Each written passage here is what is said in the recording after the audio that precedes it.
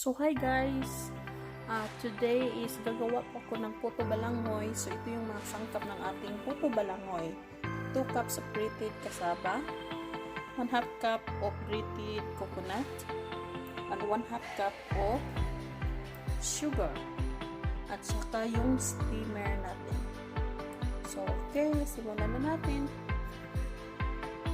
So first step, ito yung grated cassava natin. So 2 cups. So ihalo natin yung grated coconut at saka yung sugar natin.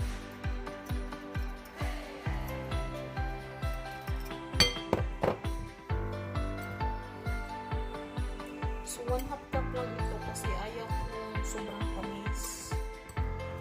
So i-mix lang natin.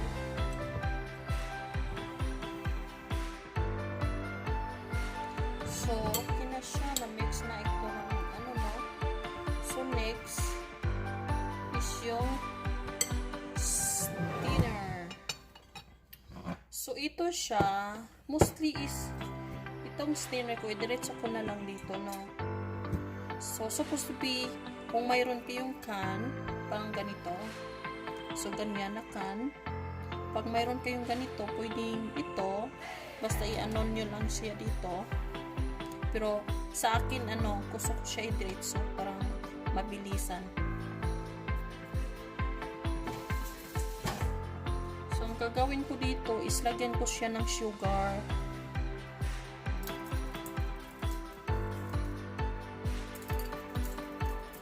Lagyan natin ng sugar.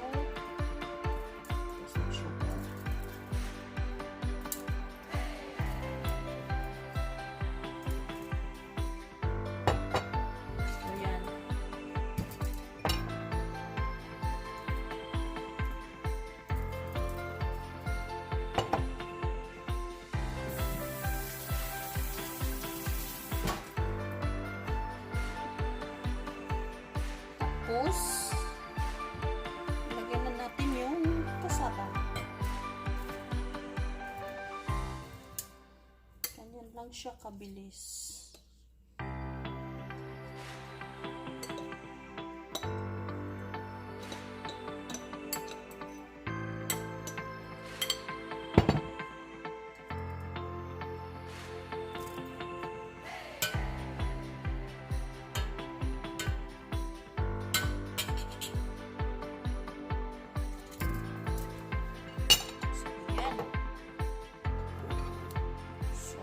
Siya. At saka i-steam na natin ito. So may boiling water na ako dito.